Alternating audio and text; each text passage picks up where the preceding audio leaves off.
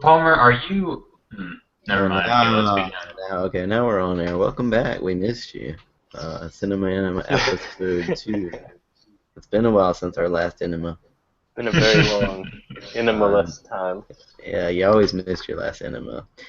But we had a little break in the delays between episodes. I don't remember why. Probably because some of us, It's Game of Thrones.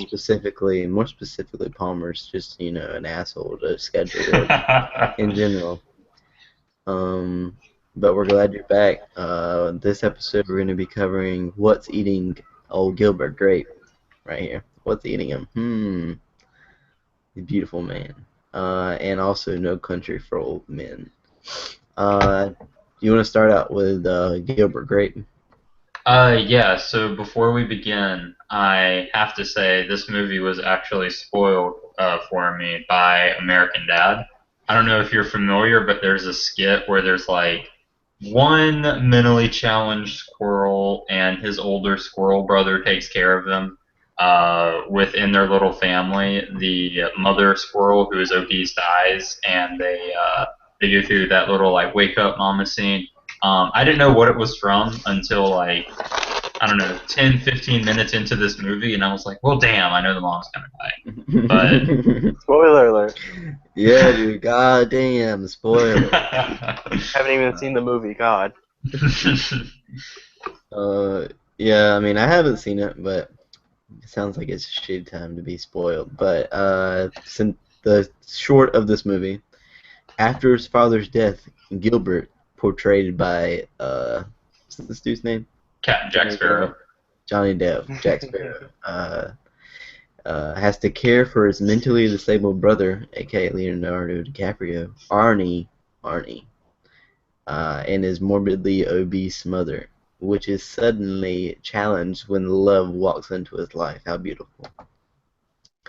Right off the bat, what'd you guys think in terms of like score of this movie out of 10? Oh, Probably a solid 7 for this time. I I probably I'm teetering back and forth between 7.5 and 8. Um, I think I'll just go 8. I kind of went in expecting to hate it. I don't know why all movies with like mentally challenged people as at least one of the main cast. I always kind of assume I won't like it, but like Forrest Gump, Sling Blade, this. I Rayman. haven't seen Rayman, but I'd like to. A Beautiful Mind. Haven't seen A Beautiful Mind. So many mentally challenged movies. The Ringer, dude. How could we forget the Oh, classic? The Ringer, a fucking classic. But yeah, I like this a lot more than I thought I would. I think because it was made in the early '90s and because Leo was in it, I kind of wanted to hate it off the bat. But this movie swayed me to its side. I liked it more than I thought I would. I got more involved than I thought I would. Yeah, this movie, I mean, it being set in the 90s, it really didn't give off that 90s feel most of the time, like in terms of their clothing and whatnot. I wasn't really feeling 90s. Maybe with Leo's like beautiful hair, like this hairstyle was just kind of out of place for me the whole movie. Was anybody else feeling that? Definitely. Uh, it did seem out of place, but I feel like a lot of guys did rock long hair like that in the early '90s. Yeah, I didn't think it So was out of place for the time, but seeing Johnny Depp wearing it was really weird. It just like it just looked odd a lot of the time. I don't know. If he has hair that long, it should be in dreadlocks. Amen. It looks better when he has his hat on right there. I agree. I don't But see him. I would say like really honestly, this movie I didn't enjoy it that much. I'd say it was like a 7 out of 10. Maybe even 6 out of 10, dropping it down a little. Just being like overly sensitive on the movie. I mean, like it was good, but a lot of the times it was just like I don't know, cheesy to me. Hmm. Um, I mean, I just kind of saw it coming, except for like the twist at the end. I don't think you saw that coming unless you'd seen spoiled. Yeah. When you say twist at the end, do you mean like the mom dying or them committing I feel like that'd be insurance fraud, but I'm not 100% sure. No, the Um, mom dying. okay. Oh, The way they got rid of the mom, that surprised me the most. Yeah, I'm really confident that's illegal. I mean, if it's your own house, I'm sure you can burn it. I don't but think you can. let's just like give a synopsis of the movie. I read like the top thing, but um these two guys are Gilbert Grape. He's the father figure of his family.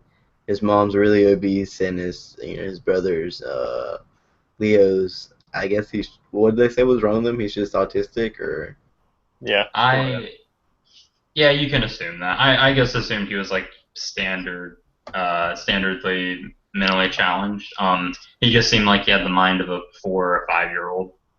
yeah, that's kind of what it is. In much of the same sense. But they go through the whole movie's about what's eating Gilbert Grape. Something's wrong with him. He's not very happy in his life, and you can see why through most of the movie. He does have kind of a lot of responsibility on him.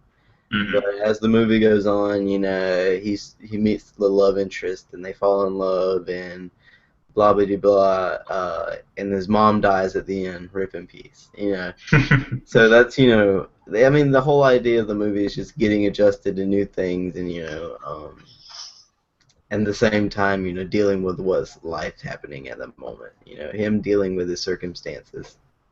I will say with the film's title and like I don't know, 30 or 40 minutes into the film, I thought for sure he was just going to abandon the family. Hmm. Like not so much out of hate, but just out of depression and just exhaustion. Like he's really the one holding everything together. I guess his not shitty sister helps out, but it's mostly him. Yeah. Yeah, it starts out the beginning of the movie like he's narrating everything and he's talking about his family and he talks about his older brother first and he kind of glances over but he's like, yeah, he's the one that got away and then he just moves on but we don't really talk about him. Hmm. Yeah. I wonder what he did. Like, did he move away or did he also kill himself? No, I think he just left the family and left like for another like continuing his own life and leaving the family. Like he Makes went sense. to the military or something. Oh yeah, yeah, that makes sense. And also in the beginning, it explains to us that Arnie is dying. The doctors say he could go any day, and they Yeah. said he would die like when he was like maybe before he was 12. And the movie's like Arnie's birthday, 18th birthday is on Saturday. The doctors say he could go at any time, so we're really treasuring it. I was amazed that Arnie, his character was 18. Like Yeah. based on until they mentioned that, I thought it was supposed to be like 14 or 15. Hmm. I mean, Leo was not a convincing 18-year-old. these people like an 18-year-old who's mentally autistic, like they sometimes do look younger. Just their hair, keeping it up and whatnot. They just, they dress comfortable. It Yeah, just yeah, it fair enough. blends to being 14, 15, something like that, younger than you are. Having Hmm. similar mannerisms as a child, Yeah, licking your hand and like putting it in your hair, I and they don't know, put dude. I run my hands through my hair all the time. you lick it first. I mean, I mean, sometimes if you my gotta. hair's sticking up, Okay, fair point. Alex, you might be autistic. it all fits together now. Uh, and that's when it says Arnie's dying, that's really a tease to us because like Arnie loves heights, it says that throughout the movie, and Arnie frequently likes to like climb the water tower. When you're like, yeah, I can see how this is gonna go. with with the when in one of the scenes where Arnie is climbing the water tower, um, Gilbert Grape, he says, in an attempt to get him down, he said, like, matches in the gas tank, boom, boom. Do you think the point of that was just to distract Arnie so he would, like, kind of haphazard, or not haphazardly, but just, like, lazily climb back down as he's thinking about that little rhyme? Or does I that rhyme somehow, like, mean get down? It maybe means like get down, or it may be like just trying to get his mind off something or switch it on to something else. Yeah, He maybe goes like into the motive. I got to get higher on this, water tower to I got a boom boom matches. He forgets about it all. Yeah, that makes sense. You The know, attention it switches to Gilbert instead of the water tower.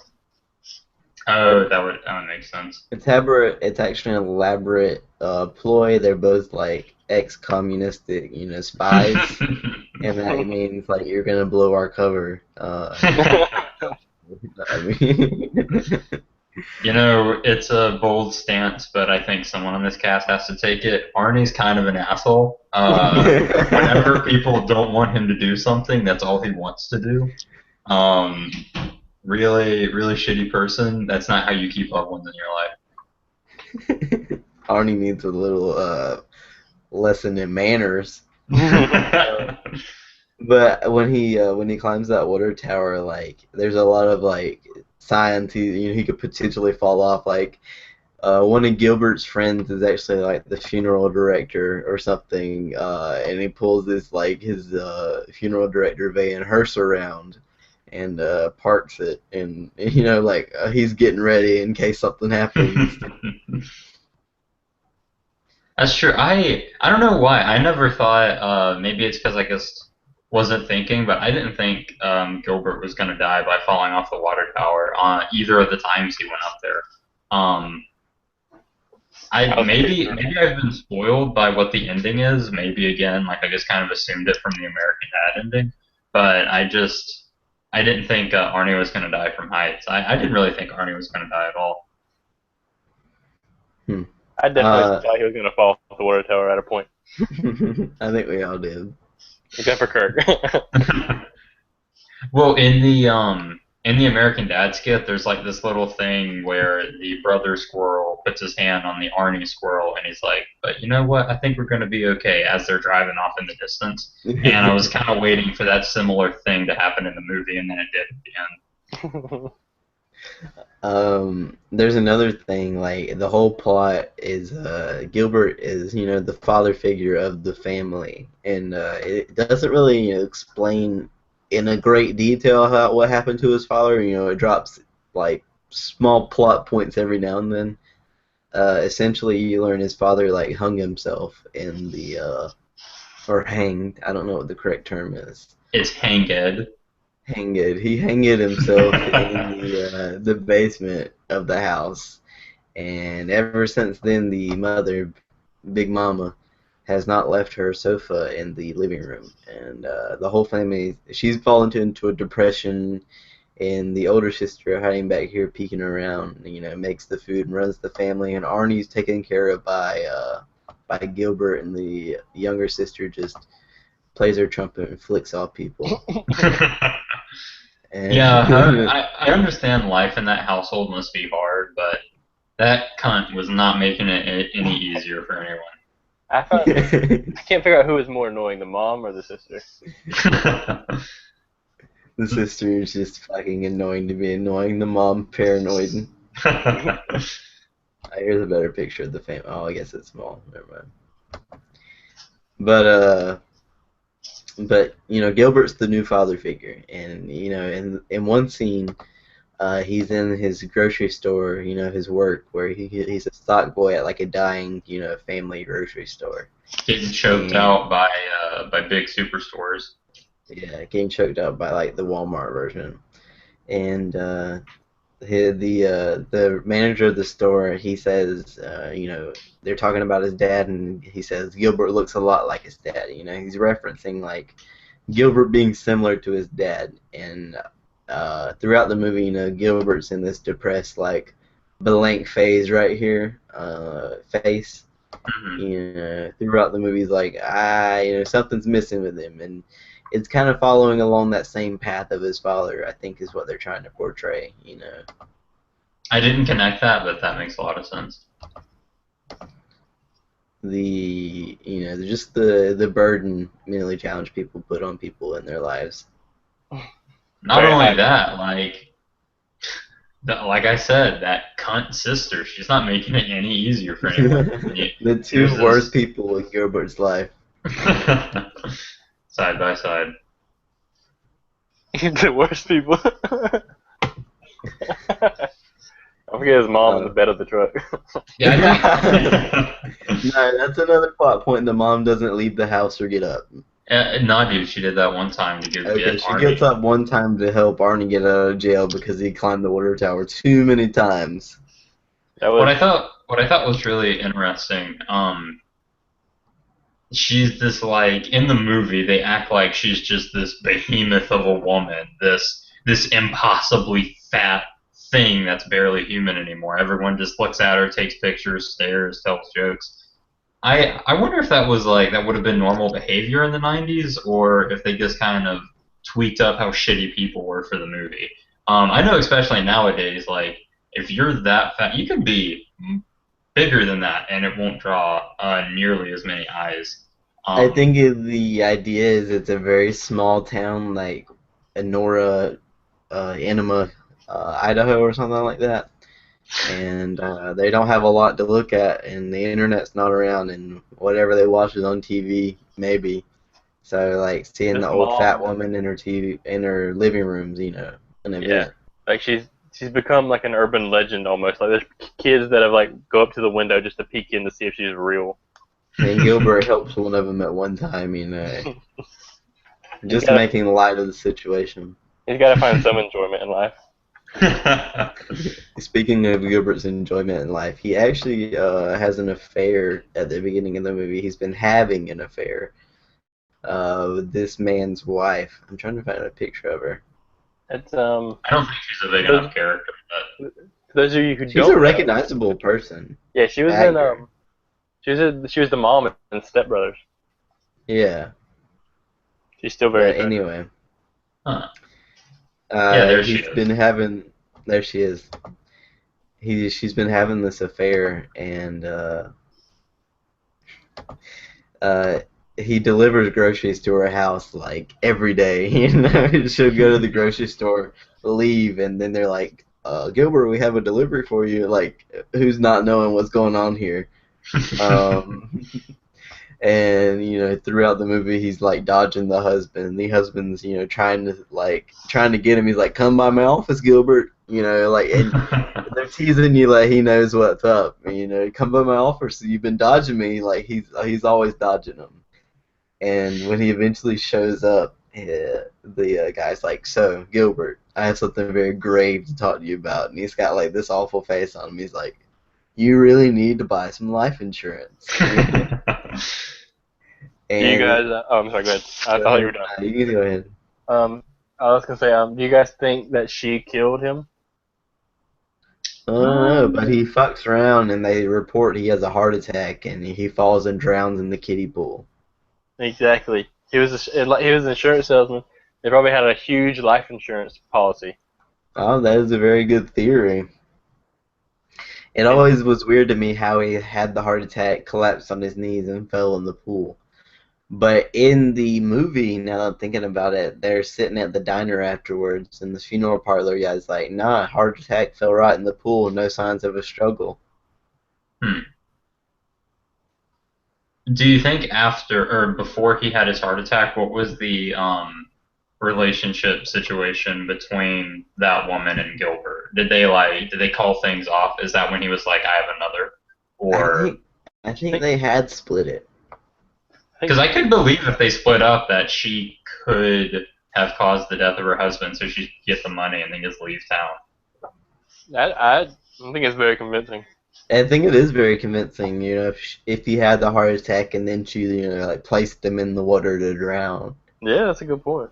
But how would she have? That's the only thing. How would she have caused the heart attack? I don't know. He must have had it She on could his have just own, been or she lucky. told him. She told him she was having an affair.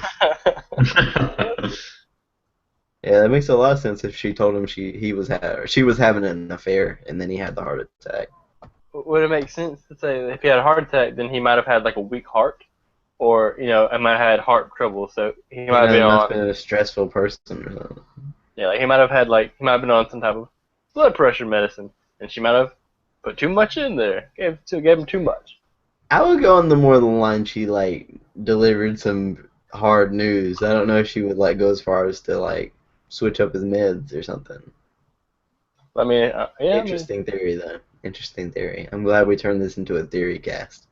Maybe they were going to Come play. in next week, Oh, Cinema Theory. Nah, dude, it's Enema theory. Now we don't have anything to talk about in terms of movies, though, that we can go anywhere we want. Um, different theories about enemas, suppositories. Arnie. He's got such a, he did, Leonardo did, like, I think he won, like, a couple awards for his role I'm as surprised Arnie. how he didn't win an Oscar for this. I think he won, like a Golden Globe or an Academy Award or something. Wouldn't surprise me. About the affair, though, I think that's trying to explain, like, Gilbert, his emptiness. And when they're actually breaking the affair off, she says something, or Gilbert asks along the lines of, like, why'd you choose me, or something like that. And I think her response is something in terms of, like, you would never leave. And that's kind of like, I figure, like, a dagger into Gilbert's heart, because he feels like he's, he's, like, stuck there. Like, Yeah. his world is right there, and I think that's what what is eating Gilbert Grape. He is stuck in that existence. Nothing's gonna change. That's a good thought. That's pretty true. Yeah, I agree with that. That makes a lot of sense. But after going past that, I want to talk about another scene. Oops. We hadn't really talked about the love interest here. Yeah, that's was- right. I meant to ask. What is the relationship between her and her traveling companion? That's her grandma. Okay. Did you even watch the movie? I did, but I was watching it with someone else, so certain very important parts I probably missed. I did not care for her at all. Not gonna lie. I didn't either. She had an odd, like, fixture to her. I don't like her face. I don't like her. Her hair. Yeah, her short hair. I don't know how she's always riding around on a bike at, like, the most pivotal moment. She just has me strolling through town. I mean, it is a movie, but this scene right here in particular, Gilbert has to, he's got the responsibility of dealing with his brothers and fathering, the household. And so when he wants to see the sky sunset with his love interest, he has to leave Arnie in the middle of his bath. Arnie, you got to handle yourself here. Wash yourself off and whatever. And he goes out, sees the sunset, and then he gets back the next morning and he wakes up and Arnie's still in the tub. And the whole family freaks out. Furthering, like, Gilbert's intensity of, like, like, it all depends on me. Yeah, I didn't consider that. I want to go as far as to say they should have placed a little bit of the blame on Arnie because it was his own fault. Well, it's Arnie's fault in the sense he did it, and Arnie's fault not in the sense because he really can't control it. He said that he was gonna take care of it. He said that he said that he could do it, and he didn't live up to his word. Well, it's like a 2 or 3 year old saying they can do it. Can you do it? Yeah, I can dress myself all by myself. And then they just sit there for several hours. That's their own fault. They need to learn that they can't do it. So, what do you think the I don't know, the artistic point of having the love interest in there was? Like, I know she kind of opened up his eyes to leaving and to travel and to just getting the hell out of that town. But do you think there was something to her quirkiness?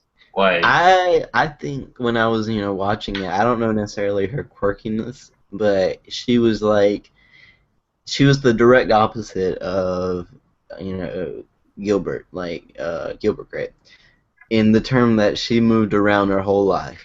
She lived here and she never was really in one place. She moved around her whole life. She didn't really have home.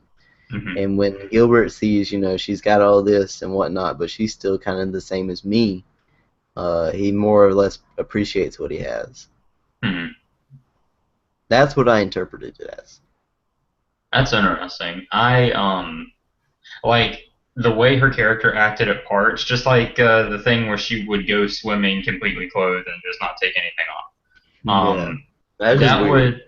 would make more sense to me if Gilbert had a bigger stick up his ass. If he was more uptight and kind of prudish, that would be her like forcing him to come out. But it didn't seem like he had a real problem with that, so I felt like she was eccentric for the sake of being eccentric. He also had a real '90s moment when she went in like the water fully clothed, is because they didn't have like cell phones on them. Like nobody could just jump in the water anymore. With cell phones, without cell phones, people would just walk in the water and all they'd have is wet clothes. Yeah, that's And true. I I didn't even think, think about and I They think were fearless people back then. it's just a spur of the moment of it. She decides to get in the water. Not really in a thing we have nowadays. Nobody really just spur of the moment. It's like I want to get in that water now. I apologize. Palmer, is there some kind of sports event going on at your house? that. No, Maybe let me I look can up. hear it too. Oh, is that Alex? Is that outside your window? Yeah, that is outside my window. I closed the Yeah, window like all the way though. that's outside of his window and down the street a couple blocks. Yeah, it is. I Is a think party somehow about to that break out on the road?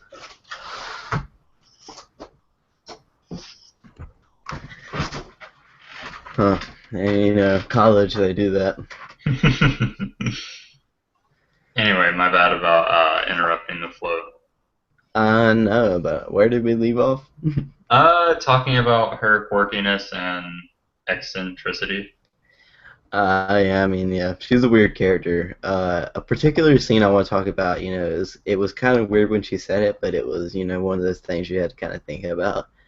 When she says that part when she first meets Arnie and Arnie drops all of her groceries in the yard. They're doing a delivery, right?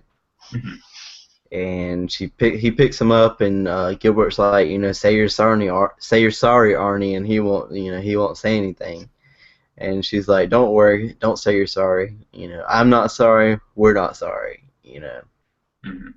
We're not, sorry. But I interpreted that as like, Arnie has been living his life as, like a burden to others in a sense, always having to say like, I'm sorry for being Arnie, I'm sorry for existing. Like we're not sorry for who we are. Hmm.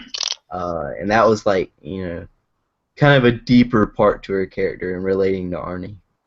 Hmm. Maybe she was also mentally challenged, but she knew it. I That's why think she had Arnie knows it too. Oh no, dude. You think Seems pretty Arnie happy. knows he's Arnie?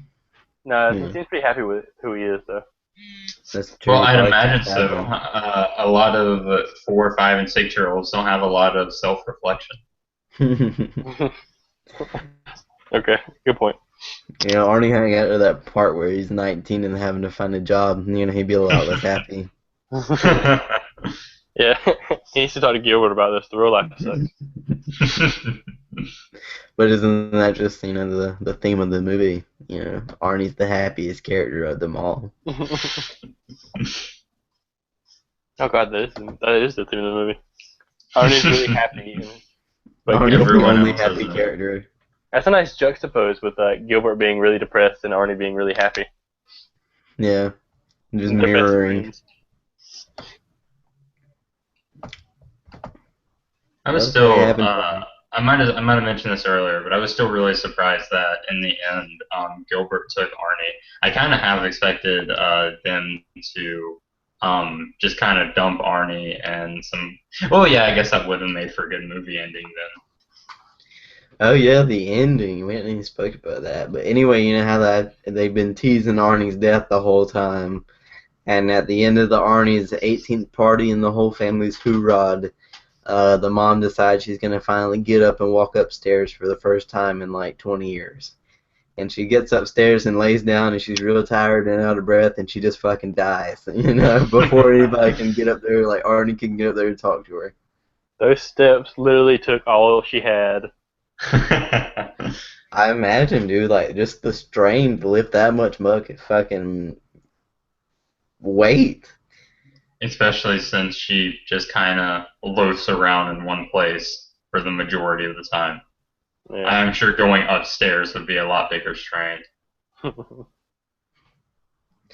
Like the whole family is accommodated her, like her in the movie. Like she sits there on the couch and everything goes around like around her. The whole thing just happens. Arnie fucks around and Gilbert fixes the house and takes care of Arnie for the most part and bathes him and does the handyman stuff. And the older sister cooks and cleans and the younger sister fucks off and plays her trumpet. But everything goes around the mom, and the mom, she's always complaining. You gotta keep more care of Arnie. Kind of just being like an asshole to Gilbert. You gotta do better, right? You gotta get better, Gilbert. Gilbert's doing it all. That's true. Oh, I might have missed this when they mentioned it, but why wouldn't they tell him that? Did they just not want to embarrass their mother with that whole, hey, the fucking floor is gonna give out if you keep. Yeah, I think that was the whole thing. They didn't want to embarrass the mom. At first, when they were like knocking the little pillars out in the basement, like when they were like measuring the floor, I thought that what they were gonna do is just let her like fall through the floor into the basement. Oh, that's demented. I was like, where's this going? I guess burning her is a lot better. That part where Arnie choked himself out, that was the scary part. That part where he took his mom out, yeah, that got me too. I guess maybe they were really worried about how sensitive she was with her weight, because I think if that was me, I would have said something along the lines of, the floor is getting weak, don't sit on the couch for a few days, sit in a fucking chair or something while we fix the floor. I'm trying to find that fucking picture, that the guy who plays Dale in Talladega Nights, you know what I'm talking about? Yeah, John C. Reilly. Yeah, John C. Reilly was in this movie. He was in like one of the. Anyway, I was expecting Will Ferrell to pop up a little ways through, but I was, thoroughly disappointed. John C. Reilly plays a very good, handyman though, old country handyman. He is all about his There he burger is. bar.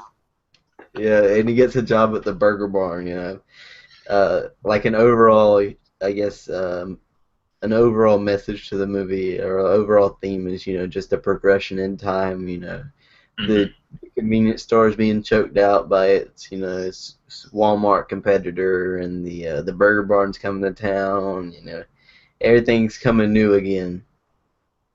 And they actually, when the mom dies, they get a quote or something somebody says, the funeral home says, we're gonna have a crane to take her out, we can't get her out just by fucking like taking her down the stairs, but doesn't make it like that woman. She was big, right? No, she was not big. She was huge. She that wasn't woman that was big. Humongous. She was very big. She was a very big woman, but she can sit 3 wide in a full front cab. Or a single front cab. Yeah, she's not impossibly big. That's not her body goes all the way over to Gilbert. Arnie is just laying over the top of her arm. He's not sitting right there. He is laying over the seat. Anyway. I feel like, I don't know, 7 to 10 men could get her out of that house. I don't think you'd need to knock down a wall and get her free. Just the people Gilbert knows, they could get him out with the funeral director. Like, the family, the funeral director, we put her on a little cart and lift her out, whatnot. Yeah, I feel like she's just definitely not big enough for a crane. So people, when they call in cranes, they're like, I think they're closer to 600 pounds when a crane is needed. I think, was she not close to 600 pounds? Yeah, she looks around there. I don't know. To me, she looked around like 450. I feel like if they laid her on I feel like if they laid her on a stretcher, like, on her back, then they couldn't get her through the door. She would be flowing over the edges of it. 2 stretchers. Yeah, that's a good. Yeah, dude, just duct tape 2 stretchers together. There you go, double wide stretcher. Problem solved. But in the act of defiance and fucking insurance fraud, they take everything out the house and set it on fucking fire. Let's see if I can find a picture of that. What did you think? Was that like symbolic of something, or? Oh yeah, well, like They're oh, sorry, you go ahead. they're embodying the phoenix, and they're burning everything, and then they're gonna rise from the ashes of it. That is very symbolic. They're burning their past lives, and they're moving on. I was gonna say, yeah, in a manner of speaking, fire is symbolic of cleansing, of like starting anew. So maybe that could have been the symbolic meaning in burning her, but from, I don't know, from like a logical standpoint, I didn't really, I didn't really see the purpose in setting the entire house on fire along with her in it. Because like That's kind of weird too that they burnt the mom's body in there. she's not gonna be cremated. Like her fat's Not gonna be. gonna, They're not gonna polish her off. Like her skeleton's just gonna be in there. yeah, it's gonna be in that rubble. Like I just assume you'd have to tell someone that, like alert the local authorities that hey, our mom died and we're gonna burn the house down. That way, when they find a fucking body in this arson rubble, they don't think you're a murder suspect. And if they did that, then it would have defeated the purpose of them like trying to hide the mom. I mean, everyone would have word would have got out, and everyone would have like gathered around the house to see the fat fire. Yeah. Fair enough. I guess like since she had so much fat on her that like fat is like highly flammable. Like maybe she just fucking boom exploded. Apparently, some fat people can really fuck up crematoriums because like their fat does explode and it ruins the machines. I heard somebody who was like so fat they like spontaneously combusted. Like I read that in an article. You did? Shut up. But yeah, GIlbert Grape. I mean, before we go move on, the central plot. What do you guys think is eating GIlbert Grape? His awful life. Yeah, that could be a part of it. Yeah, just depression. Clinical depression. I think, yeah, that is, I mean, in all seriousness, yeah, it's like depression, it just hit the realization of his situation. I think that's what's eating GIlbert Grape. That and the fact that he can't bring himself to leave even if he wants to, because fucking, if he leaves, like, that whole family's, what are they gonna do? Yeah. Yeah, I think in general it's just a mix of, like, sheer, responsibility and, everybody depending on old Gilbert. When Gilbert just wants to be Gilbert. He just wants to go swimming with his clothes on. That's what's eating GIlbert Grape. Overall, pretty good movie. Yeah, no, it's no. Whoa. Actually, no. You guys continue. That was my bad. Okay, but yeah, it was pretty good. It wasn't like I think I read like on one of the posters it said like wonderfully original. I guess you could say that. It was pretty good. It wasn't like spectacular or mind-bending or a whole new idea. It was good though. It was a well-performed movie. It was a pretty simple plot, but I think it worked for it. It was good to me on an emotional level, not so much on just like a storytelling level or a symbolic level. Yeah, there you go. It's more of an emotional movie. Yeah. What do you mean, dude? I was spitting so many symbolic meanings. Well, I mean, there's still, I believe there's still symbolism in it, but like, pulling a movie out of my ass, No Country for Old Men has a lot more symbolism in it than what's eating GIlbert Grape. Yeah, I mean, it was. What is this rated? This movie, PG-13. Wow, I didn't see that coming. I was gonna say it was a more younger movie. I mean, it's definitely sad. Like, I wouldn't take my 11-year-old to see it, but what? I wouldn't. Like, it's a sad movie. I wouldn't take a child to see the movie. Children because you don't want them to see it, or you don't think they'd be interested in it? Because I feel like they wouldn't be interested in it. I feel like they wouldn't enjoy the movie afterward. Oh You yeah, know, probably. I feel like a lot of children don't walk away from like I don't know the boy in striped pajamas and think, yeah, that was really good, that was touching. I'm glad I saw. Okay, so you weren't gonna show your kid it not because you disagreed with a child seeing it, but you disagreed that child be interested in seeing it. Yeah, yeah, I feel like a kid just wouldn't like it. I thought you had some like weird quirk that I can't show like my kids sad movies. That's pretty funny, but why do you think it was rated PG-13? They I didn't guess show it. language at some point Yeah, maybe. there's some cuss words in it. I didn't even realize. Yeah, I guess that makes sense. You're so immune to it. Yeah, when it's in your life, I mean, and plus like I feel like the ratings have changed, allowing language. Like I feel like nowadays they can sneak one fuck and make it a PG movie. Like there's Like a lot more on The give. Martian, there was one audible one, and then there was just a lot more implied one, and it still got PG-13. Hmm. The Martian's PG-13? Yeah, I did not know that. we should watch that. That's a good one. Well, Uh, when you're up next in rotation, then you can pick it. Seems we've No, all seen it. we got two. I think you went robot right there, but anyway, we'll move on if you guys want to move on. Yeah, yeah. I think we talked about this one enough. But Gilbert Grape, great movie. Next movie was No Country for Old Men. Do you want to, talk a little bit about this one, Kurt? You can speak it up.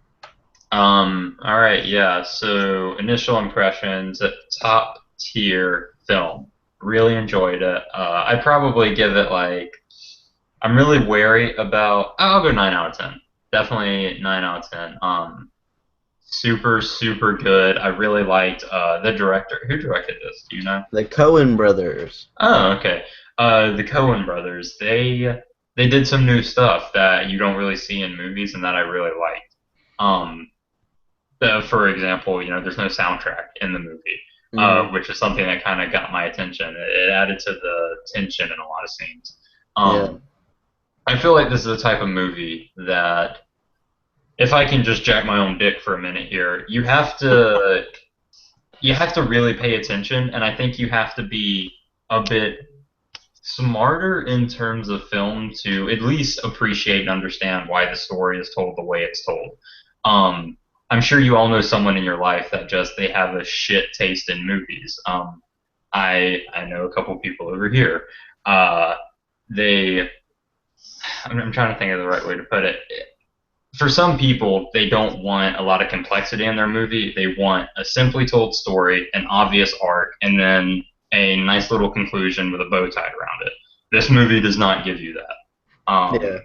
It's very different in like just the way it tells a story. It tells a story in ways that you don't really see much at all. I've never seen it anywhere else, and I guess we'll get more into specifically what I'm talking about.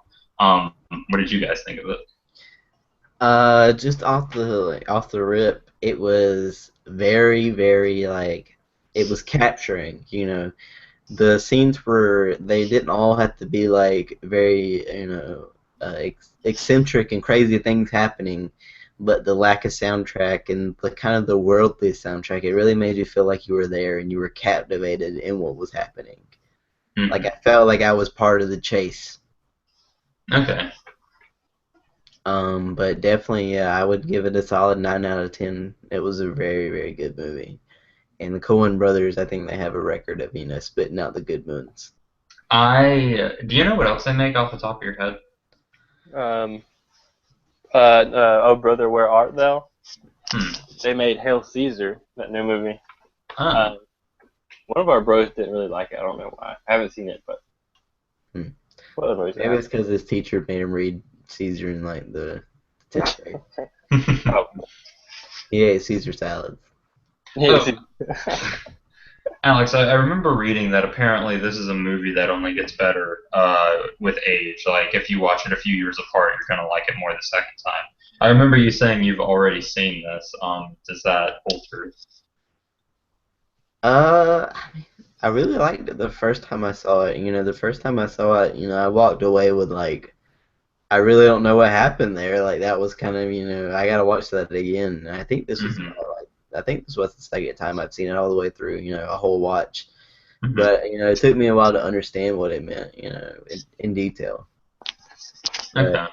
Yeah. in the sense that this is a movie you can watch, multiple times, and this is a movie you can watch multiple times to try to pick things up. The more times you watch it, you're gonna pick a little bit more up every time.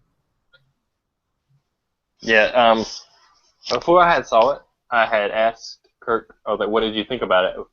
Because he had already seen it, and he was like, "Kind of, it's a good, straightforward movie, but to really get into it, you have to have like a master's degree in philosophy." And I didn't understand what he was talking about at first, but then upon finishing it, I did. It was not what I Yeah. expected at all. I was like, how can it be that symbolic? But it surprised me. So, I guess I'll give it a little like, what happened here. It's kind of So, difficult to say what happened because like they used a side plot as the introductory tool, making you think that was the main plot. Um, that's what I thought was that was one of the things that I noticed that was really interesting in the way they directed this. But anyway, continue. so the movie starts out. This guy named I don't remember his first name. I think his last name's Moss, so we'll call him Moss. Llewellyn lost. Llewellyn, yeah, Llewellyn, and he's a a good country grizzly guy, and he's hunting. He's hunting this deer, and he stumbles upon this drug deal gone wrong with these bunch of Mexicans like slaughtered everywhere. Bunch of trucks, everybody's dead, and there's a bunch of cocaine in the back of a truck, and he stumbles on a guy, and he's like, "Where's the ultimate hombre?" And where's the last man who's got all the money? And he tracks this dude down, and he takes this big sack of money. He's like, "I'm rich, bitch." And then he's gonna go off, and he meets his wife. He's like, "We're rich, bitch," and they're gonna plan, with all this money. But it cuts to a guy. I'm gonna actually look this guy up, but he's being captured, by the police, and it's later revealed to us that what's he, GIlbert Grape? It's later revealed to us that he is also, looking for this money in this event, this drug Mhm. deal gone wrong. This dude right here, you know, Javier. he is looking. He's gotten picked up by the police, and he's in the dispatch place, and he magically like wraps his handcuffs around. He gets loose, and he fucking just chokes the shit out of this like police officer, to death. I want to Yeah, find a dude. picture. Fucking like that was really impressive, but it didn't strike me as how impressive until after he took the cuffs off. Like he fucking he dug into his wrist to make sure that cop died. Anton's hardcore. Yeah, Anton. And He was a great villain. Yeah, I yeah, really this liked him. this is like the first kind of shot we give of his face. Like this is his reveal to the audience. Um, Um, I think part of why I liked him as a villain is he was Joker-esque, but without the is theatrics the right word? Yeah, I think so. yeah, Without he wasn't like expressive like the Joker. yeah. Kind of a reserved psychopath. Yeah. I like Um, how you think he's just killing all these people for no reason, and he kind of is. But at the end, you learn that he has like a method to his killing. yeah, dude. But anyway, let me continue with my synopsis. Oh, Gosh. sorry, my bad, dude. But yeah, Yeah, he Palmer, kills hold this on to that guy. thought. He kills this police officer, and he escapes, and he's on the run looking for this cash. And little known, he's got a transceiver that records his beeps telling him where he is close to the cash, so he knows where it is. But Llewellyn Moss doesn't. And so it's also revealed to us there's a third character who's the sheriff of the town, but he doesn't really like. He's kind of indifferent to these two guys' plots until they intervene in the end. He's searching for them, but he can't quite find them. And Llewellyn and this Anton Chigurh, what his name is, they're more the plot in the movie. What's going on. That's They're interesting the that you say they're that. the action. Oh, okay, okay. Uh, I'm not discounting them as like an important part of the movie. I'm just saying like a lot of the first, 3/4 of the movie occur, unaffected by him. Yeah, like he's not in the main plot until like the third act, second Right, act, right. like Yeah, halfway through the second act. Tommy Lee Jones right here. I don't know what his name was in the movie. Sheriff. Bell. Sheriff May. But after a lot of chasing and gun shooting and murder and whatnot, Llewellyn, he ultimately, he escapes away from Anton in a furious gun battle, but Llewellyn is later killed, by some Mexicans that were hired by the same guy who hired Anton Sugar.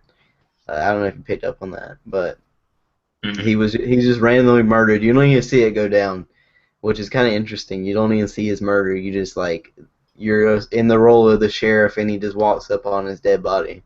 Mm-hmm. That's Uh, yeah, that's part of why I was saying the whole Llewellyn and Anton thing. Like, even though that is the majority of the movie, that's not what the movie's about. That is just a medium to get to Bell yeah, and we'll, Bell's we'll get story. there. We'll get Yeah. there. We're on that ship, and we're set sail. Um, but Anton's still out for his money. He eventually gets it because of Llewellyn's hidden the money well enough to where the Mexicans couldn't find him when they killed him. But Anton comes back and he takes the money. He has a standoff with the sheriff. The sheriff just is, outside the hotel room door where Moss died, where the money is, and he knows that Anton is in there, and he's deciding whether he's gonna go in or not. And we'll talk about that later, how the movie ends. But that's a general idea of the movie. I think you feel it now. Mhm. But Anton, in general, is just a murdering psychopath, destroying almost everybody in his wake as he goes through hunting this cash. Um, so if you want to start out with the movie, what did you guys think of the evil? Um. Well, okay. Anton. So I guess as we mentioned earlier, I really like him as a villain just because he's super intense, and I really like when my villains have like an uncommon philosophy or like a weird worldview, especially when it's something that can't be shaken for money. Um, Whenever they do something for, I don't know, on the sake of principle, as opposed to like, if you can't pay off Anton, Hmm. in the same way you can't pay off the Joker. I really like that aspect. I thought it was cool. Before we stray too far away from it, did you guys get a good read on what his philosophy is? I really should have gone back and rewatched like the scenes when he was talking about people. Like, I didn't 100% grasp like when he would say, the coin is not significant; it's but a coin. Things like Yeah. that. Did you get a better read on what Uh, his ideology is?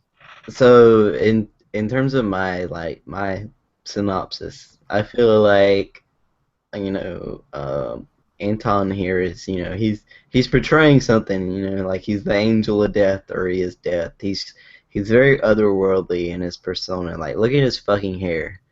Like, a whole fucking movie could be made about this ugly ass hairstyle. He has got the ugliest goddamn like out of place hair in this His whole barber's movie. the first one he killed. And Anton, he has this, he carries around a pump gun that they use to kill steer and livestock with. It just pumps them right in the head. And so he does this to this one guy. And I get this vibe throughout the whole movie. It's comparing. Moss is hunting that antelope in the first scene, and Anton is hunting people. Like he's like made himself a whole new level of like being. Like people are like animals to him. Like in the terms of a sense, he doesn't really sympathize with them. Anton is out to just like he's living by his morals and he's gonna stick by his morals. That's really Even though interesting. Oh, even sorry. though how fucked up Anton's morals are. You said it earlier. You can't bribe. Anton. You can't bribe death. I think it was what's that dude's name who tried to bribe him? Who's he portrayed by? I do not Which guy are you remember. talking about? I'm not.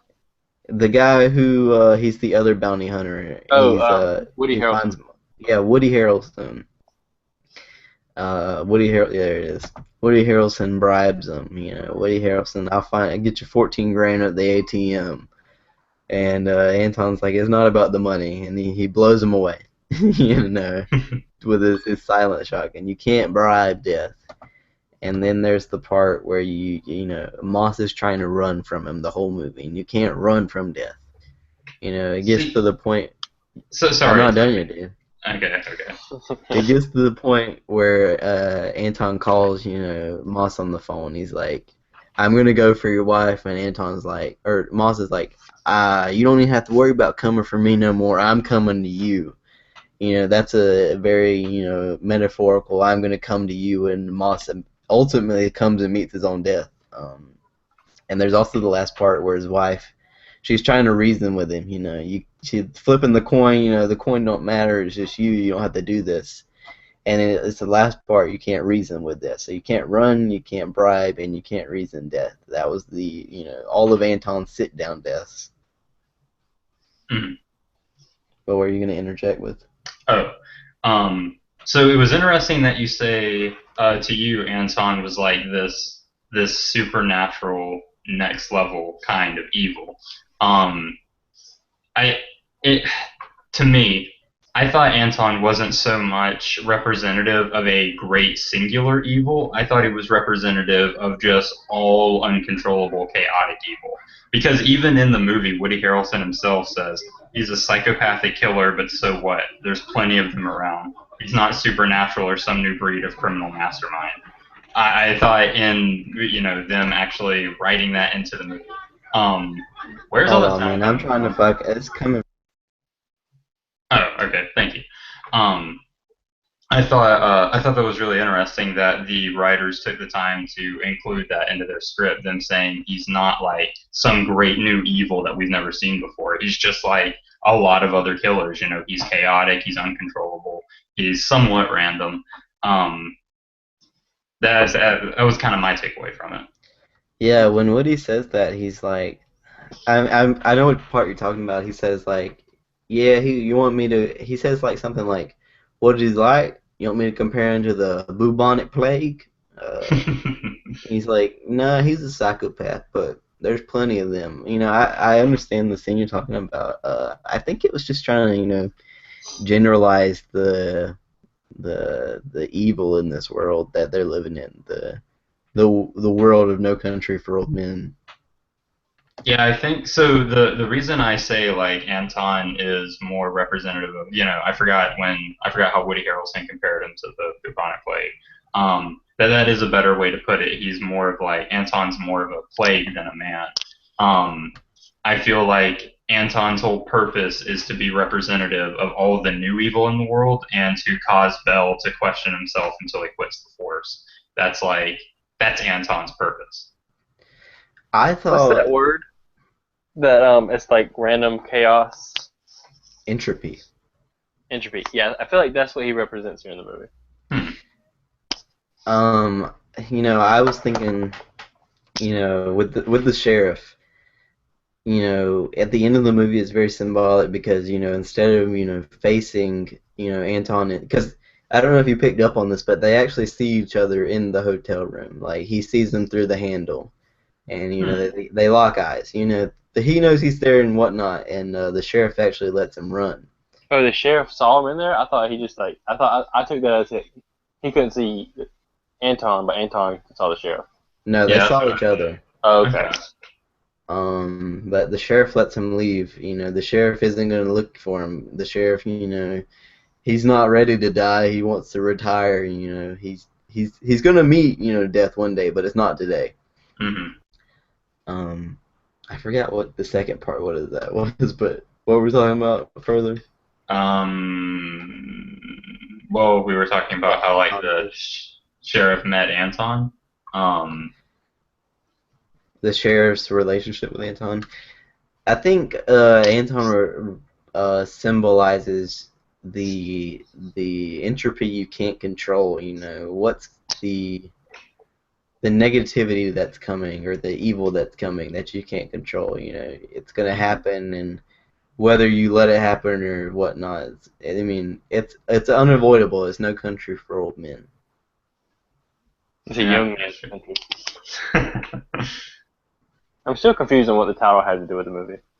The what? The title. Oh, dude, so I was actually thinking about this a decent amount. The No Country for Old Men is the new America. Like I said, the main point of the movie is about Bell and his inability to cope with the new world. I think the No Country for Old Men refers to modern America and how life isn't what Bell thought it would be. Life isn't how Bell remembers it would be. Bell looks back in the past, and he says, back in the day, sheriffs didn't even need pistols, and now like there's all this crazy evil in the world. Hmm. Modern America is no country for old men. Bell is an old man. He's stuck in the old ways, and he can't cope with the random, uncontrollable, unpredictable evil of Anton, or of the new world. That's why he quits. That's why he goes into retirement, just because this is no country for old men. Yeah, it's just. I think that's the very out there answer. Well, I also think like I feel like they kind of alluded that a little bit When in the he's talking in dreams. his yeah. Oh yeah, the dream part. Where he's talking about he at the end he has the dream about he's dreaming he's in a cold place and his father goes forth in this passage and lights a fire and then he goes there and he'll know what it'll be warm and I guess it's just all symbolizing death in the afterlife. I wasn't really picking up like a uh, I wasn't getting the deep interpretive part of it. Hmm. Well, so in the dreams for me, the first one, this is again why I say like that whole thing with what was the tracker's name again? Louis Levanton. Well, what was his name? Wait, The what? Mexican hunter. Woody Harrelson. God damn Wait, it, the other one, the tracker, the one that turns on Anton but gets gunned down and we don't see his death. The Roach. I have no idea I'm what not the remembering this. The first main character, the guy that finds all the drug money. Yeah, Llewellyn? yeah, Moss. Moss, thank you. Oh, I thought you were Oh, talking you about the fucking forgot Mexican. Moss. He's not Mexican, dude. He's Oh, white. Did you not? Did you think it was Mexican the whole time? yeah, he looks Mexican to me. Did you not hear him try to Mm. speak Spanish? No Lobos. Ultimo Hombre. Where is he? Okay, fair enough. He's just a sun-baked Texan. Yeah, he got Um, very tan skin.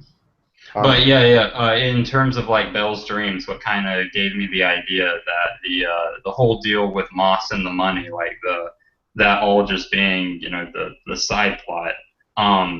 When Bell is recounting his dreams, the first dream he talks about, he mentions money, and the dream is forgotten and pushed away. It's not important.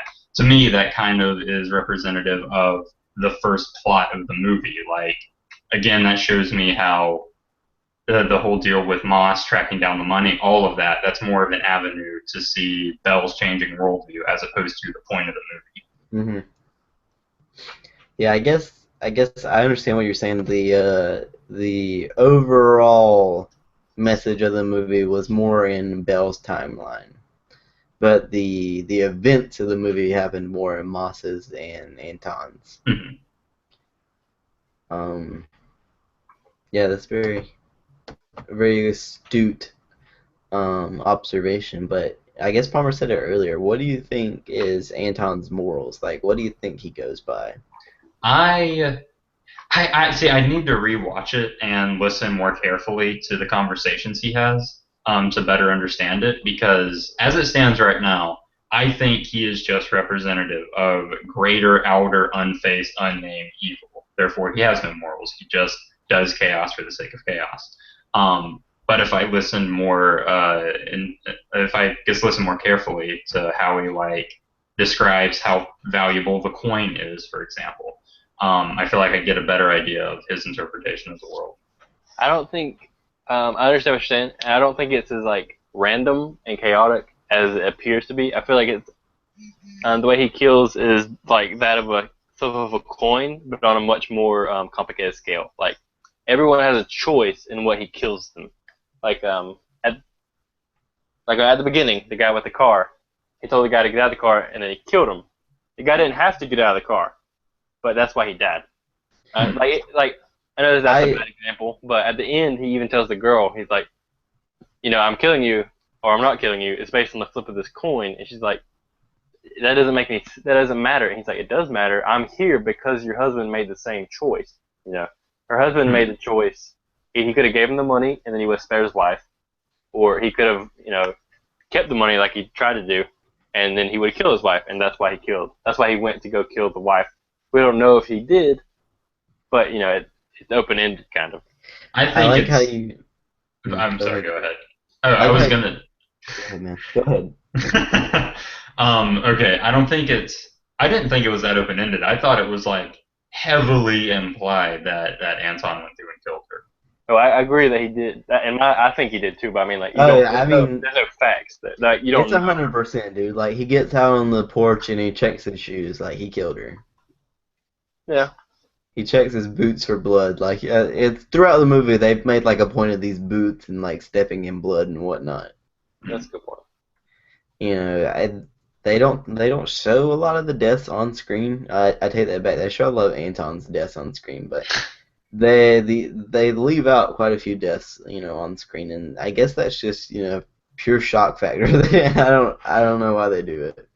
Well, see, I'm sorry if I'm repeating myself and if I already said this, but the fact that they didn't show Moss's death again tells me that that wasn't the main point of the story. I was really taken aback when, like, I just kind of saw. I didn't think he was dead at first. I thought he faked his own death, or I thought that was a double that he somehow hired to go in his place. Like, I didn't think they would actually just not show the death. But in not doing that, that tells me that the directors are saying this is not the important part of the story. That's why we're not going to show you like the big shootout between our quote unquote hero and the people chasing In terms of Anton's morals, I got this feeling in the movie that Anton like lets you decide your own fate. Like he's not going to decide it for you. him. In some instances, like where he asks you to do this or that, you've done it and you've complied and you've sealed your fate. But in other instances, he lets a coin do it because he's not going to do it for you. And I mean, I got a lot of fate like vibes in it. What's gonna happen? What's gonna happen? Like Anton's like, you can't change you can't reason with me. The coin decides what's gonna happen. Hmm. Yeah, I feel like there's like a overall theme of the movie is like your choices. Well, this is gonna sound dumb, but like your choices depict what happens in a sense. Like that sounds. I don't know how it sounds, but like if you think about it, Llewellyn taking the money at the beginning, that wasn't what set Shigar on his. That wasn't what made him start hunting him. Like he could have just took the money and been fine. What started the movie, like the conflict, was him taking the water back to the Mexican. It was his compassion that kind of like set it off. Yeah, I think there were they did small things like that in the movie to show that I think they were doing it as a deconstruction of certain genres, kind of to show that they're not all are happy endings. There is randomness. Goodness doesn't always lead to more goodness. I feel like that idea, kind of like that dude's compassion. Well, not so much the idea, but the uncommonness of that guy's compassion leading to his death is kind of like Anton getting sideswiped at the end of the movie. That at first I thought that was a deliberate attack, but that was just a random fucking car accident because Yeah. random fucking car accidents happen to anyone, whether you're good or bad, and it's Shit happens. yeah.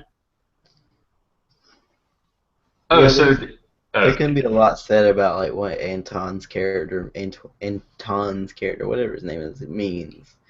But I think he means a lot of things actually. Like he can symbolize a bunch of things. You can draw comparisons to this or that, death or entropy or randomness, whatever you want to say. Evil in the new country. Maybe the new country is the drug country. Yeah, Well, the to me, the new cartel. country was just kind of like the newer generation. A lot of people they like a lot of people, especially older people, just can't. Well, not so much can't, but don't like transitioning into the newer world with new technology, new problems. I feel like it's kind of like that's the new country, just or that's the country that old men are not. I don't want to say allowed in. They're not gonna be used to. They can't Thank you. adapt. Yeah, thank you. Oh, what Now did you guys? Oh, sorry, continue. the No coin defense. toss. Oh, sorry. Are you guys just not again? The coin toss, like, did you get like a meaning from it? It was very, I've watched that scene at the gas station 50 times, trying to figure out what it means. On YouTube, just clips. And I still really don't get it all. Like, I think it means like you can go through your life and like everything's gonna happen for a reason. Like something can happen. Never mind. I'm gonna come back in a little bit when I articulate myself more. I had when this he all planned says, out. when he says the part about like that coin shish, don't put it in your pocket with all the other coins.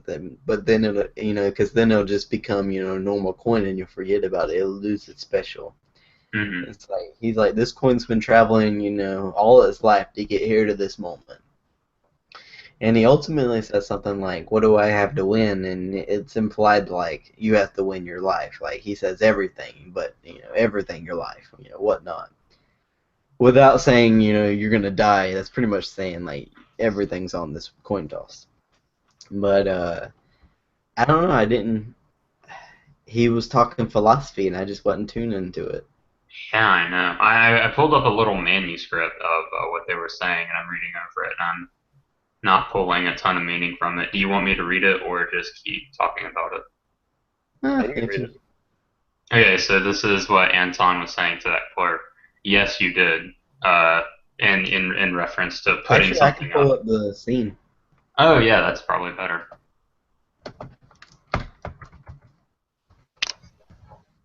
While you're doing that, did you guys pull any significance from Moss's girlfriend slash wife's mother dying? Like that whole situation with her Moss's significant other and their, I guess, grandma um, moving out, and then the grandma getting. I mean, it's implied she died as well by the Mexican that tried to talk to her. But did you pull any meaning from like her Oh, character did she existing? die? I thought she did. I did. They I went to the didn't even know funeral. that she died. That was the funeral that was. I thought that was Yeah, yeah, yeah. Moss's funeral. Oh no, that was the mom. And like at the end of the movie, when Shigar is sitting in the room, she's like, "I buried my mother today." Okay. Oh, okay. I thought that was. I didn't even. That blew right over me. I thought it was just Moss's funeral. I think that was like it's supposed to add to like the entropy, like the randomness of like how everything can happen. Like to her, she just lost her husband and her mom, and the guy still wants to kill her. Yeah, I think. Now that I think about it, I think the mom showed up with the girl at the hotel. Huh? I think the mom showed up with the girl at the hotel when they found Moss was dead. So no, she didn't die No, she by the next definitely day. She died. definitely died. I She am. didn't. I'm saying she didn't die before Moss died. Oh no, she died like after, it wasn't like an on-screen death, but it like they had mentioned a couple times that she had cancer. Yeah, I thought you guys were implying like the Mexicans cut her throat when they told her when she Uh, told them That's where what I was they were. implying. I thought she was straight murdered. oh no. No, Okay. she was like with she was with the daughter when they found out Moss was dead. So she must have just died of cancer randomly afterwards. Yeah, okay, that makes sense. That's another part of Antoine's morals. Like he sticks to what he's gonna. He know when he says something, he's gonna do it. Mm-hmm. Yeah, that's true.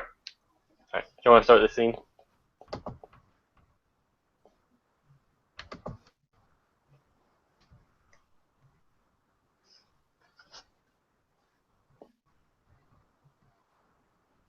Can you turn it up a little bit? Oh yeah, I forgot. I gotta. I gotta unplug my headphones. Weird. Oh yeah, that makes sense. Yeah, you gotta stop talking.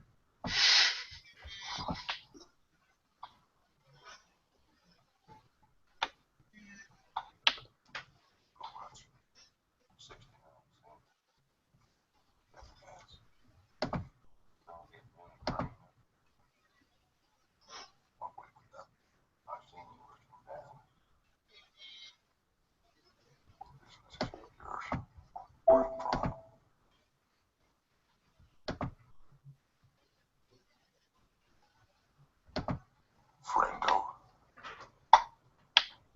I didn't mean nothing by it. Didn't mean nothing. Just passing the time. If you don't want to accept that, I don't know what else I can do for you. Maybe something else. I don't know. Will there?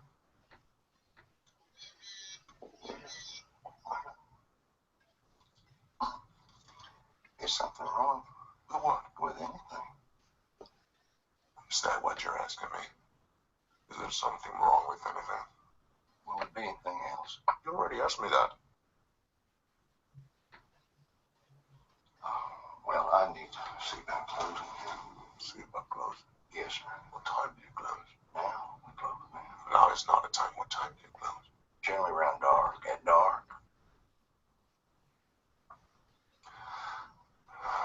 You don't know what you're talking about, do you? Sir. I said, you don't know what you're talking about. What time do you go to bed? You're a bit deaf, aren't you? I said, what time do you go to bed? Somewhere around 9:30. I'd say around 9:30. You could come back then. Why would you be coming back? We'll be closed. Yeah, you said that. Well, I got to close now. You live in that house on back? Yes, I do. You lived here all your life? This is my wife's father's place, originally. You married into it? We lived in Temple, Texas for many years. Raised a family there in Temple. We come out here about 4 years ago. You married into it? That's the way you want it. I don't know some way to put it. That's the way it is.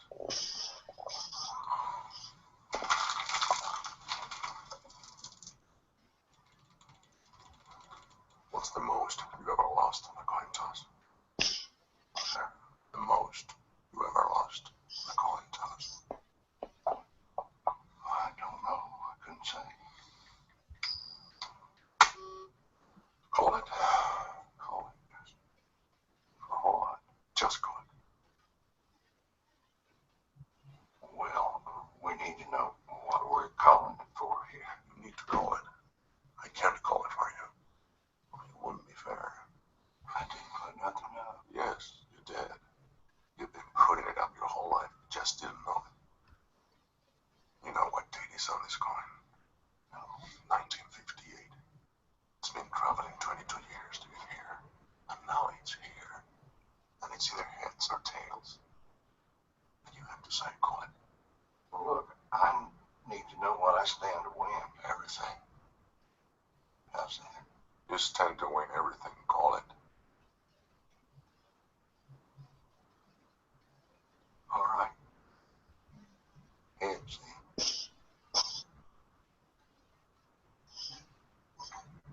Well done.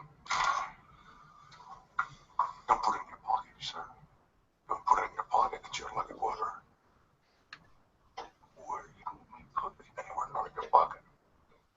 What will be mixed in with the others and become just a coin. That face right there, dude.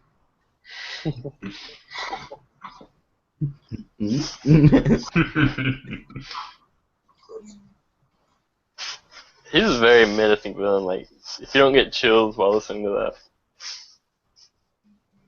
That's true. He's a good Yeah. villain. I like listening to him talk. He has a very, like, distinct voice. It's very gravelly. I don't know what nationality he is as an actor. Yeah, neither do I. He's definitely not American, I feel. Like, I don't not. think he is either. I think we can rule out white, black. African American, Latino. Here. Northern Javier Bardem. Javier Bardem. Spain. Okay. Spanish. Huh. I would have assumed a Mexican. Okay, he did not look Mexican at all. I don't Yeah, know. I'm a I don't Mexican. know how you're seeing these two. I could have seen more Mexican in Moss than in this dude. Oh yeah, Is it absolutely. white? I thought he Can you was like guys Eastern European. can you guys distinguish that Yeah. between like Mexican and Spanish? Yeah, dude. I think feel so. like if you showed me a picture of you, I could like diagnose where you're from. I think Mexicans typically have darker skin and definitely darker hair than Spanish people. Okay, but you called out like a wrong Mexican though. Like you called That's out a true. white Mexican. To be fair, he has darker skin and black hair. I think darker skin could just be like exposure to sun, but I think Yeah, the that's hair all. is a good point. But he has really dark hair like a Mexican would, so your argument implodes. Or on like that. a Jew.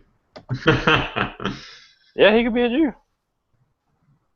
No, he's too tan to be a Jew. Doesn't look like a Jew at all. Dude, didn't you see him give away that quarter? There's no way he's Jewish. So we watched the scene. I still don't understand it anymore.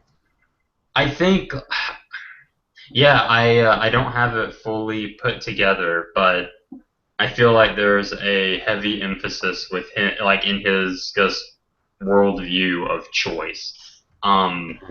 That's the best I can come to. I pulled up a little like philosophy of Anton, and I was glancing over that, and I didn't fully get it together. Maybe you do need to have like some at least exposure to formal philosophy classes to kind of understand what his fixation with chance is. I think like there's like a underlying basis of like everything has its purpose. Like with the coin, with him saying that the coin's been traveling for 20 years to get to this moment. Like that coin was made for that coin toss in his mind. Like Yeah, everything has a specific purpose, and that it's for him to kill or something. He said a similar thing to Moss's wife. He said like something along the lines of every choice you've ever made has led you exactly to this moment. Yeah, I feel like there's a lot of fate he's, implying here. Like, there's fate, but it can be determined by your choice, And there's also, weirdness to him. Like, doesn't make sense, but it makes sense to him. Like, when he breaks into his house and drinks this milk. Just the weirdness. His morals, like, they don't make sense to us, but they make sense to him. Yeah, that's true. I don't know. I feel like if you do enough research, you can figure it out. But I don't know if that amount of research is worth it. I feel like we should just talk to the Coen brothers and see what they had in mind originally. Get him on the cast episode. I feel like the scene with him drinking the milk is a very, very quirky, peculiar scene, which I didn't fully understand. I feel like there's a hidden meaning to it. I don't know. Like, Throughout. it's such a weird thing. Yeah, I don't really know either. Throughout the movie, I hope I'm using the word quirky right in that. Yeah, I think you are, but throughout the movie, he, like, every person that Anton runs into, he pretty much murders, except for, like, 2. And that's coming to mind is the woman in the office of the trailer park where Moss works. Mm-hmm. Like, you felt like she was gonna die quite a bit, but for whatever reason, he didn't kill her. Like, it wasn't her choice to be there or whatever. I don't know, like, what signifies her. Huh. But he also didn't kill the kids. So I think that's the only people who ran into him who didn't, like, die. And the gas station guy. Oh yeah, he tried to, but he didn't.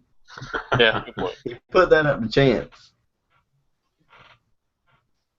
I feel like That's true. I don't know. I feel like what he did with the kids is like I don't know, because remember in the earlier Woody Harrelson was saying this guy's a ghost, like you never see his face.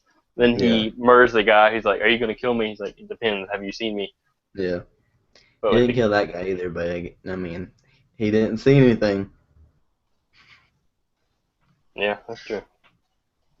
But then, like, he wasn't in murder mode. Then he was in paying for his peanuts mode.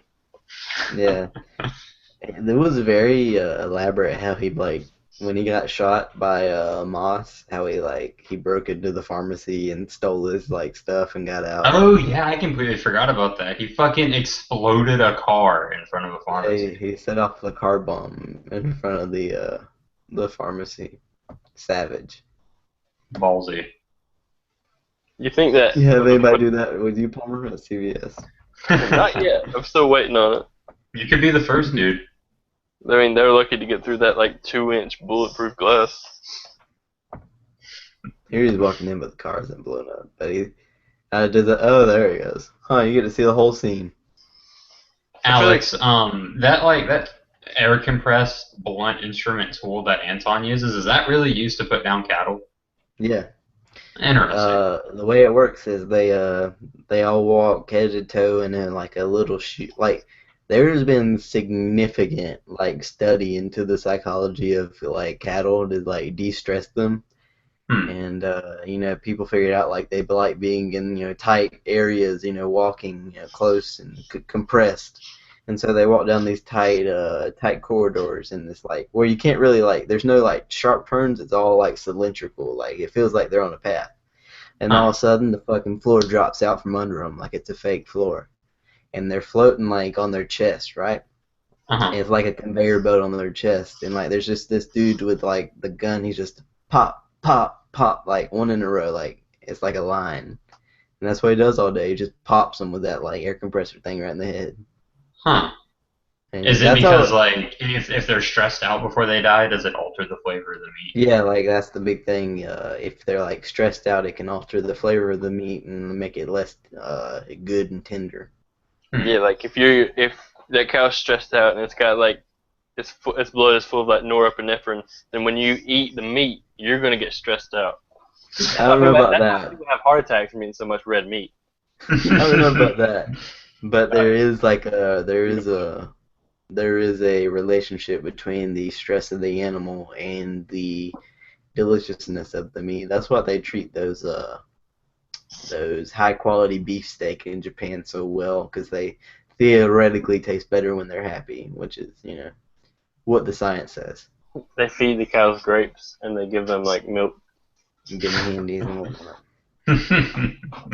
Satisfy all their needs. But yeah, Well, that's real life. The air compressor, he does that on humans just like they would do on the cows. see, that's really interesting. I didn't know that was a real thing. That kind of adds a little bit more to his character that he uses a weapon used for putting down cattle as his main murder tool. Even Anyway, though it is apparently just super versatile, I had no idea. Like that's He such can a pop cool. open doors with it. Yeah. It kind of like looks like he's just an emphysemic when he carries it around, but it's a weapon. they really kind of puts into perspective of what you said earlier, Alex, when he said like when you said that he just sees people as cattle. As like a lower life form, yeah. Yeah.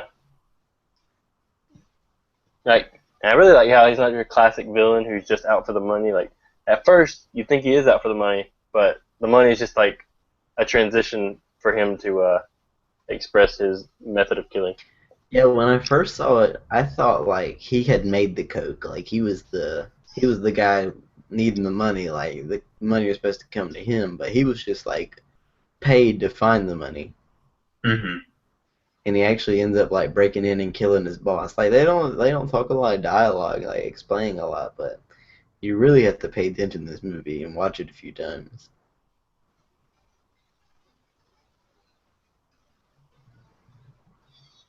Um.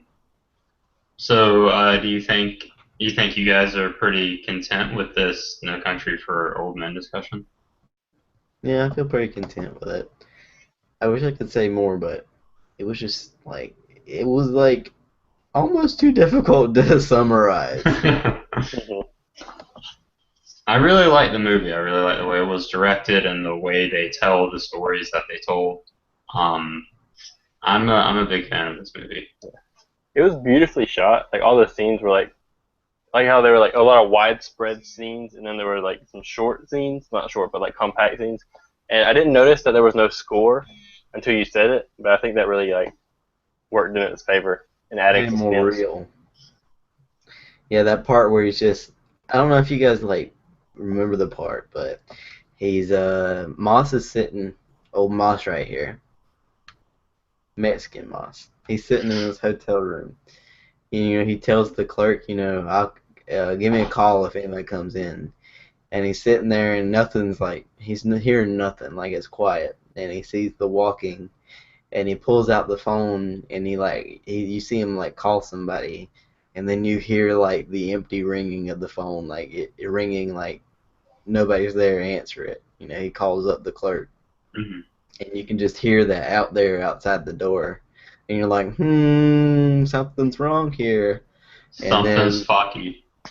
all of a sudden, like Anton turns off the lights, and he fucking like, thump, you know, shoots the lock through the door, and it hits Moss in the chest. Ugh. But yeah, I mean, that was a good gunfight between those two. That was pretty cool.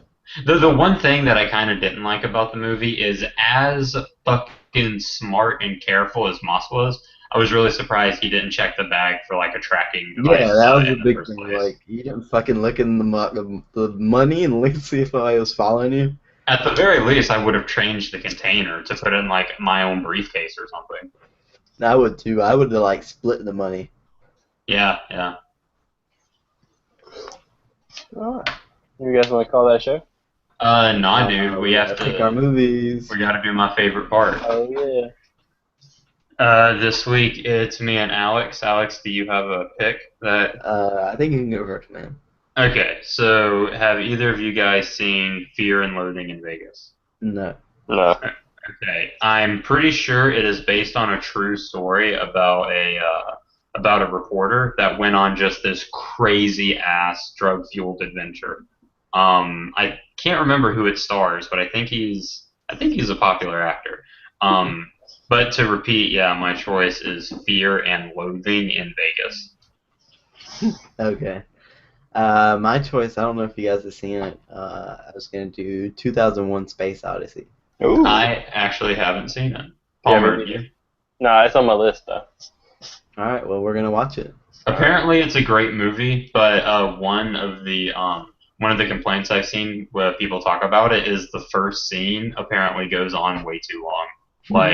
Like that whole even though we haven't seen it, I'm sure you know the scene. It's where that Dawn of Man music plays, and you see like apes starting to. It's the first time they use a tool or something. Yeah. Apparently, that goes on for like 20 or 30 minutes, and some people think it's just too fucking long. But yeah, besides that, I'm super excited. That's a damn classic. Alright. Join us next week where we talk about Fear and Loathing in Las Vegas and 2001 A Space Odyssey.